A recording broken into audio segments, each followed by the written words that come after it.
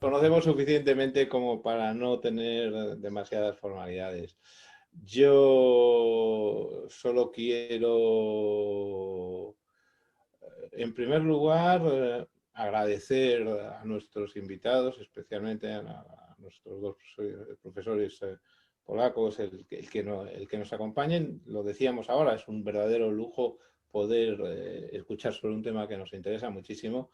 Nos interesa muchísimo como europeos y nos interesa muchísimo como ciudadanos preocupados por el futuro de la democracia constitucional en general. Eh, la, hace poco tenía un conversatorio, como lo llaman las universidades colombianas, y había algo común. Hay una preocupante expansión del autoritarismo.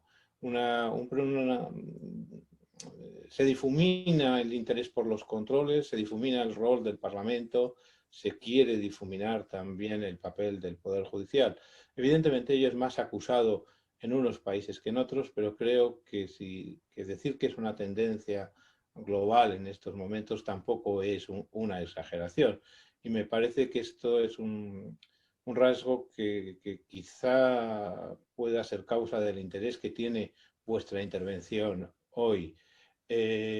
No se trata de un hecho aislado, lo que pueda estar sucediendo hoy en Polonia, sino que forma parte de un rasgo de la cultura política contemporánea.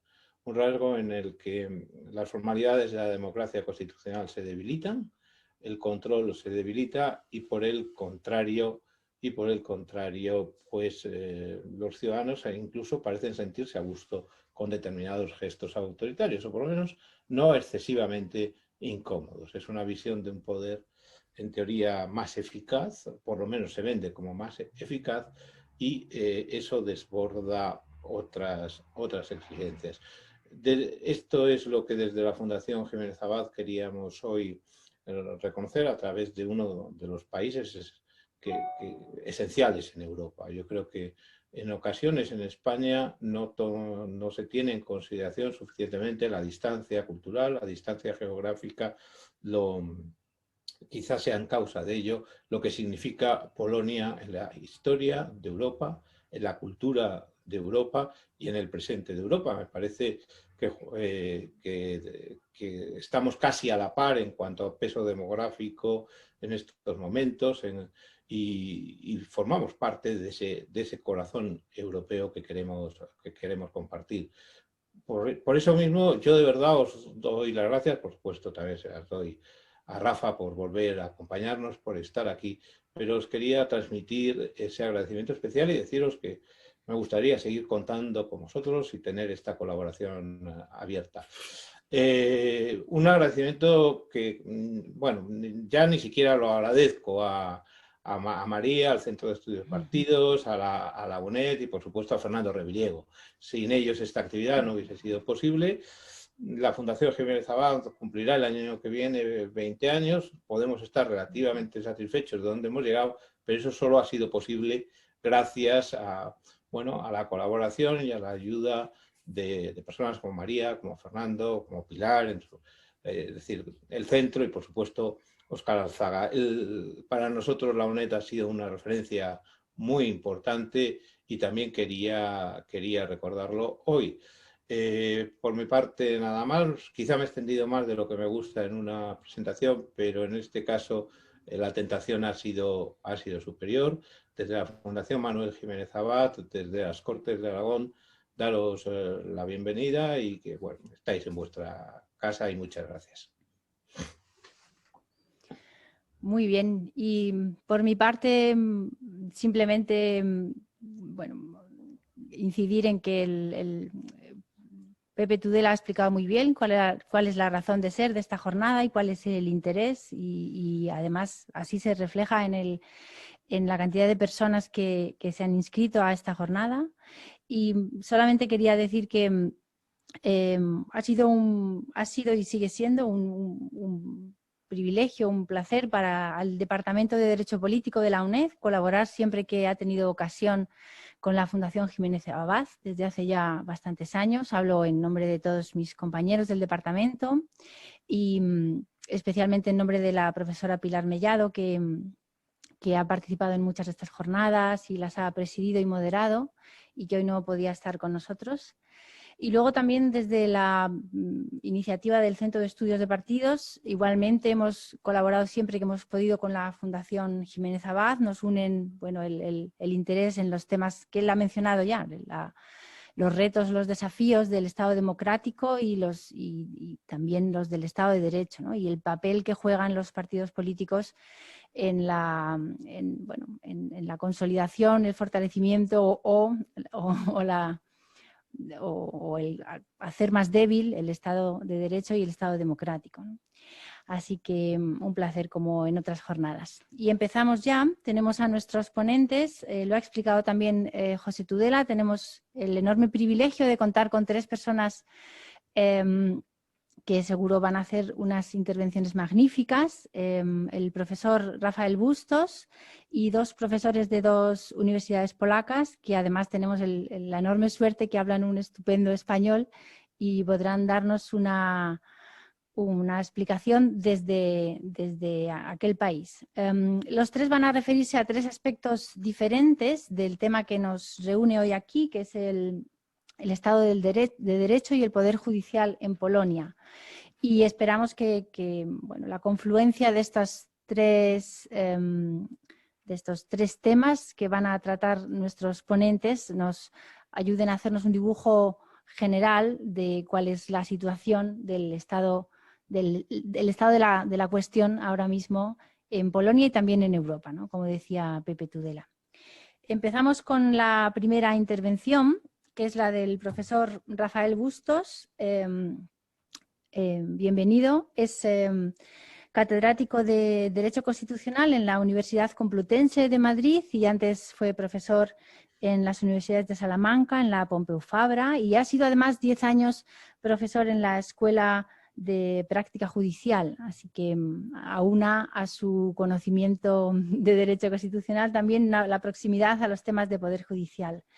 El profesor Bustos ha investigado en temas siempre muy sugerentes y ha realizado aportaciones muy valiosas al derecho constitucional en temas como la responsabilidad política, la lucha contra la corrupción, la calidad democrática, el constitucionalismo multinivel o en red, como él ha propuesto, y también sobre el Poder Judicial, de manera que tenemos un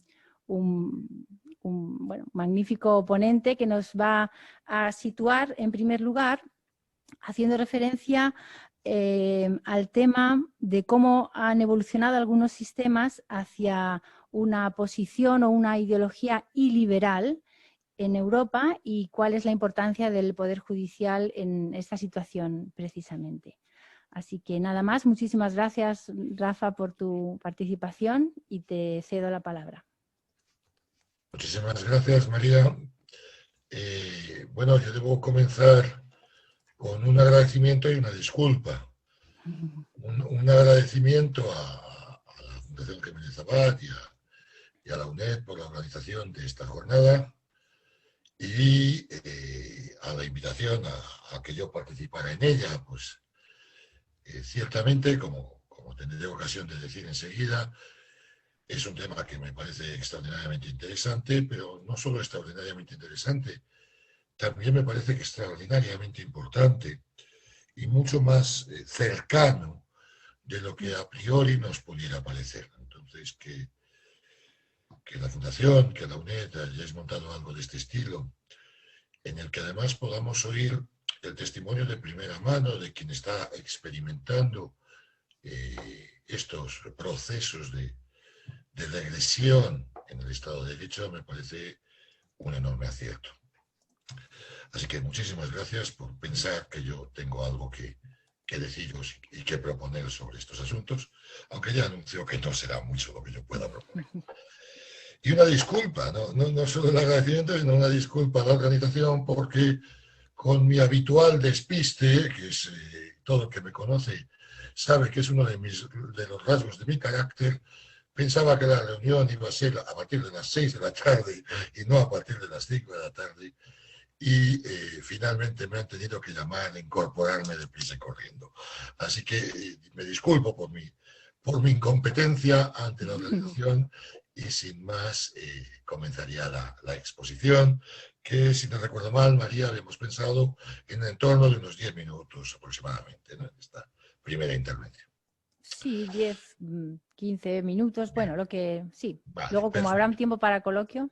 Exactamente, porque así se me permite focalizarme en lo que me gustaría primero aportar para que luego podamos discutir otros temas. Bueno, yo quería empezar con algo, con una experiencia personal, porque creo que siempre es importante explicar los motivos por los cuales uno empieza a trabajar según qué cosas.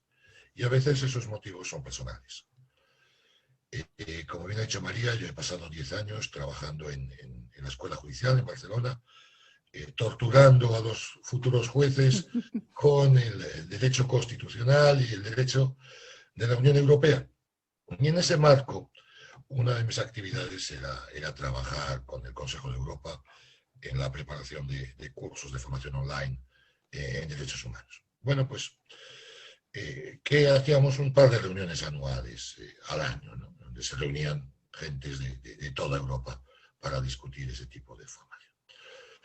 Pues bien, en una de las reuniones, que fue en enero si no recuerdo mal, de hace 2 años, o del año pasado, yo creo, del año pasado, uno de los jueces con los que habitualmente me reunía me comentaba que acababa de venir de Polonia, de manifestarse junto a cientos de jueces europeos en defensa de la independencia judicial. Aquello me sorprendió, porque claro, mi amigo Diogo es portugués. ¿Qué narices hacía en Varsovia manifestándose por la independencia judicial polaca? Aunque algo había leído, desde luego me sorprendió.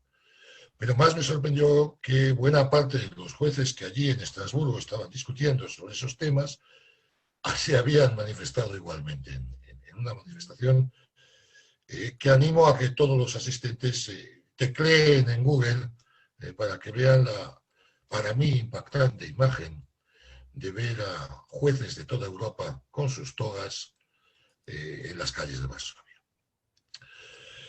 Porque es que, y a partir de ahí empecé a estudiar el asunto y ciertamente es que la ocasión lo merecía. Esto es, lo que estaba ocurriendo en Polonia era y es extraordinariamente relevante. Pero yo no voy a hablar de Polonia más que expresar mi solidaridad con los polacos y decirles que creo que todos los constitucionalistas de Europa y todos los jueces de Europa les acompañan en su pelea actual. Estoy aquí para intentar explicar cómo ha ocurrido lo que está ocurriendo en Polonia y para intentar explicar que lo que está ocurriendo en Polonia no es una situación absolutamente excepcional o extraña a lo que está ocurriendo en muchos lugares de Europa, del mundo, y he de decirlo con toda sinceridad para alguien que viene de Cataluña, también en España. Porque responde a una determinada lógica, a una determinada forma de entender el constitucionalismo y dentro del constitucionalismo la noción clave de Estado de Derecho, de rule of law, en la actualidad. Situación que que se engloba dentro de lo que se ha dado a llamar el constitucionalismo liberal, como bien ha dicho María. Aunque a mí el término en castellano me parece equívoco. Digo me parece equívoco porque el término en inglés es un juego de palabras, en el fondo, entre ill, enfermo, enfermedad, y liberal. Y efectivamente es que es una descripción correcta de lo que está ocurriendo. No es un problema de movimientos que sean contrarios al Estado liberal, que lo son, pero sobre todo son movimientos que expresan el resultado de una enfermedad del Estado liberal. Es un liberalismo enfermo el que se está poniendo en marcha. Una situación que supone un retroceso en el rule of law, en el Estado de Derecho, pero que presenta rasgos comunes, rasgos diferenciales con respecto a los mecanismos o a los sistemas que en el pasado han seguido los estados para llevar a cabo estas regresiones. Me explico. Habitualmente, cuando se produce una regresión en el Estado de Derecho, esto se producía a través de una violación directa del ordenamiento jurídico anterior y de la Constitución anterior. El mecanismo habitual era un golpe de Estado. Se rompía el Estado de Derecho anterior como consecuencia de una violación directa de la legalidad jurídica anterior y sustitución por la legalidad jurídica totalmente contraria del Estado. Era además normalmente un acto muy claro, un acto habitualmente violento o con expresión de la fuerza de alguna manera. Y este era el mecanismo a través del cual los estados de derecho sucumbían. Los movimientos, el constitucionalismo y liberal no sigue esa pauta. Y probablemente eso es lo que le hace singular y peligroso simultáneamente. Singular porque, claro, el mecanismo de actuación del Estado liberal, del constitucionalismo y liberal, al poder enmarcar dentro de lo que llamamos el constitucionalismo, los movimientos populistas, sea esto lo que signifique, se asienta sobre la apropiación de la voluntad popular.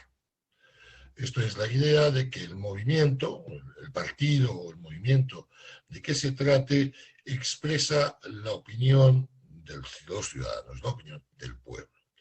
Es populista porque al expresarse, al apropiarse de la voluntad del pueblo, al expresar la voluntad del pueblo, se autoconfiere una legitimidad democrática extraordinariamente fuerte y muestra a cualquier oposición a esa voluntad que ese movimiento expresa como una oposición profundamente antidemocrática, profundamente contraria a cualquier idea democrática. Democracia que no puede tener, o expresión de la democracia que por supuesto no puede tener ningún límite. Lo singular de estos movimientos es que acceden al poder no a través de la revuelta, no a través de la revolución, no a través de la ruptura del régimen anterior, sino de acuerdo con los mecanismos previstos en sus constituciones. Son movimientos que ganan las elecciones. Y que una vez ganan las elecciones, en lugar de quebrar de manera frontal y directa la legalidad anterior, que era lo habitual, que era a lo que estábamos acostumbrados, lo que proceden es a hacer un vaciamiento material de los principios básicos del Estado de Derecho, sin alterar, o al menos no hacerlo groseramente, la legalidad constitucional anterior. ¿Cómo? Bien, si tiene la mayoría suficiente, Hungría, pero antes fue Venezuela, no es un movimiento exclusivamente europeo. Hungría se tiene la mayoría suficiente y entonces, ¿qué es que se hace? Se procede a reformar la Constitución. Y a articular la ideología que exprese ese movimiento populista a nivel constitucional. Si no se tiene la suficiente mayoría, entonces, y no se puede alterar la legalidad constitucional mediante la reforma, entonces se procede a alterar la legalidad ordinaria. Claro, en este contexto en el que tenemos a un movimiento que considera que expresa la voluntad sagrada de un pueblo, de unos ciudadanos, y que procede a alterar el sistema legal anterior, cualquier forma de control, cualquier forma de check and balance, ¿no?, en la concepción clásica del Estado de Derecho, se convierte en no solo un adversario de ese movimiento, de ese partido, sino que se presenta ante los ciudadanos como un adversario de la voluntad popular, como un adversario de la voluntad del pueblo, que por cierto ese mismo movimiento defiende. Y como es un adversario de la voluntad popular, como es un adversario y un control externo a la voluntad popular, es un control ilegítimo. Aquellos que llevamos muchos años dedicándonos al derecho constitucional, sabemos que esto no es más que un reflejo de la permanente tensión conceptual entre constitucionalismo y democracia. Constitucionalismo como limitación al poder, democracia como forma de ejercicio del poder. Pues bien, todos los mecanismos de control externo de la voluntad del poder democrático, en este caso, o pretendidamente democrático, en este caso, se convierte en un adversario a batir. Por eso los enemigos de los movimientos populistas y de este constitucionalismo liberal serán todos aquellos mecanismos del Estado de Derecho que sirvan como contrapeso al ejercicio de los poderes democráticamente elegidos. Llámese la prensa libre, llámese las universidades, claro, en Hungría o Polonia, llámese, cómo no, el Poder Judicial.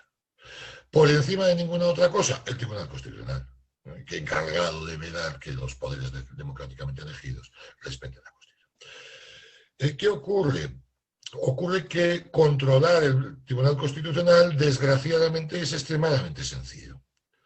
Y es extremadamente sencillo porque en casi todos los sistemas europeos el Tribunal Constitucional es un órgano concentrado cuyos miembros proceden de la elección parlamentaria. Darle tiempo a un movimiento populista que carece de escrúpulos a la hora de seleccionar magistrados para que capture sin ningún problema a los tribunales constitucionales por el mero hecho de dejar pasar el tiempo y proceder a las renovaciones. Por tanto, uno de los controles básicos sobre estas regresiones en el Estado de Derecho lo van a tener adecuadamente manejado, bien, caso húngaro, con la reforma constitucional, bien capturando el órgano de control de constitucionalidad. Esto es, controlando el órgano de control de constitucionalidad. Obviamente, en este esquema, el único poder que puede actuar como contrapeso real y como control a esa asunción de poderes por parte de los movimientos populistas es el Poder Judicial. ¿Por qué? Porque el Poder Judicial es muchísimo más difícil de capturar que un tribunal constitucional, por su carácter descentralizado. Un tribunal constitucional capturas a 12 magistrados y está hecho. Pero capturar a 4.000 magistrados que hay en España, o 2.000 que puede haber en Polonia, es mucho más difícil. Y además, el Poder Judicial no es nombrado ni removido por el poder político. La estrategia seguida en estos países, por tanto, ha sido, aprovechando que la Unión Europea había impuesto prácticamente en las negociaciones de acceso a la Unión la adopción de un modelo de gobierno judicial asentado sobre la base del modelo italiano del Consejo de la Magistratura, el sistema ha sido capturar a los consejos judiciales. Capturados los consejos judiciales, sí, con las pertinentes reformas legislativas, se puede empezar a controlar los sistemas de nombramiento de jueces, promoción de jueces, régimen disciplinario de los jueces y también, por supuesto, la posibilidad de establecer cámaras especiales, supongo que mis compañeros polacos hablarán largo y tendido sobre eso, para determinados temas en el Poder Judicial, cámaras especiales que sean capaces de controlar estos movimientos. Como ven, el esquema es muy diferente. En esta operación de captura, además, se produce algo verdaderamente singular, y es que estos movimientos, lo que ante la supervisión internacional, algo diré ahora sobre eso, lo que hacen es adoptar técnicas, instrumentos, mecanismos, prácticas constitucionales que existen en democracias consolidadas. Prácticas que en otros sistemas pueden funcionar bien por las tradiciones, por las costumbres, por las convenciones, pero que al ser aplicadas y trasladadas a un sistema controlado por un movimiento populista, producen un efecto de control sobre en este caso, el Poder Judicial. En el caso español, el paralelismo es evidente. La elección parlamentaria del Consejo Judicial.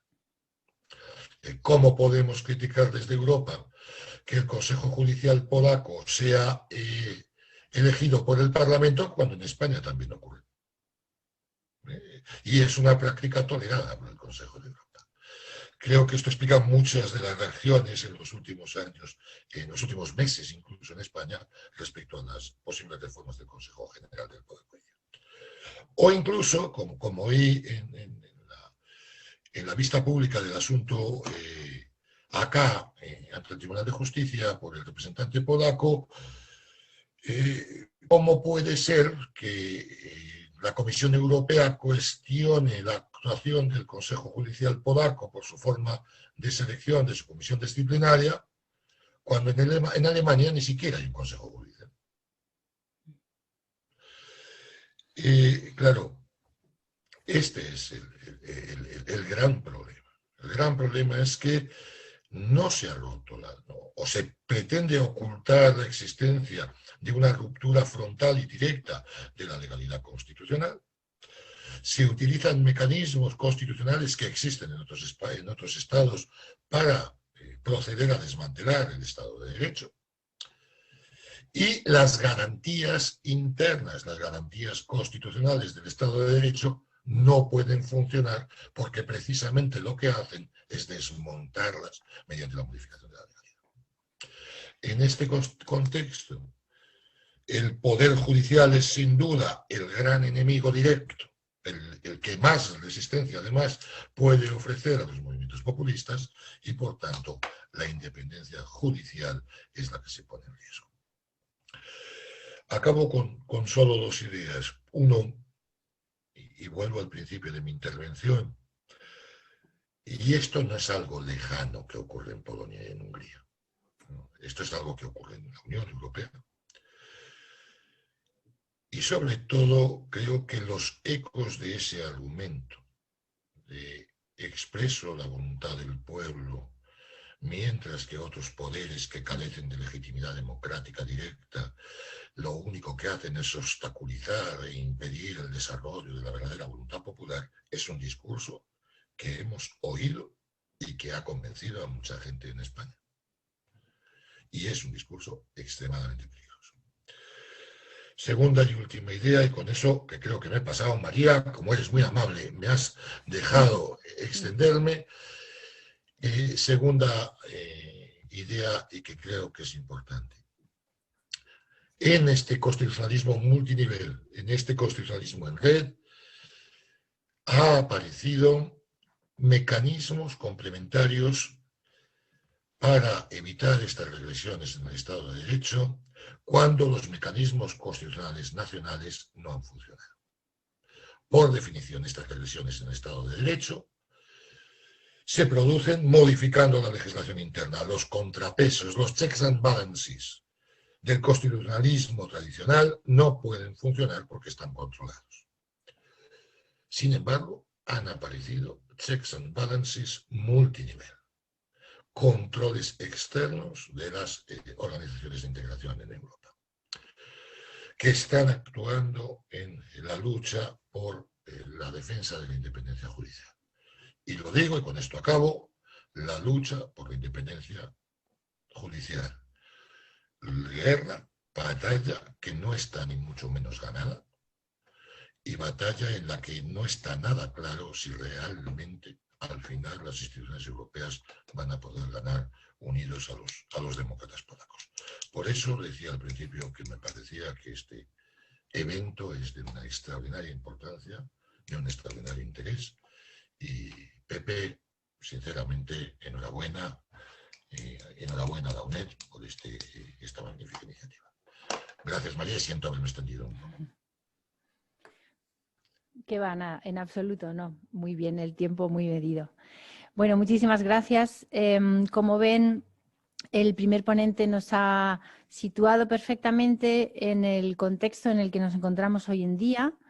Yo creo que ha explicado, bueno, con muchísima, vamos, de manera directa y clarísima cuáles son los procedimientos y los peligros y esta situación en la que sí, estamos todos perfectamente de acuerdo, ¿no? La democracia y el Estado de Derecho no se pueden dar nunca por supuestos, están desde luego siempre en riesgo y a veces nos puede parecer que no, que bueno, es una conquista ya alcanzada, pero no, en esto la conquista nunca es definitiva, ¿no?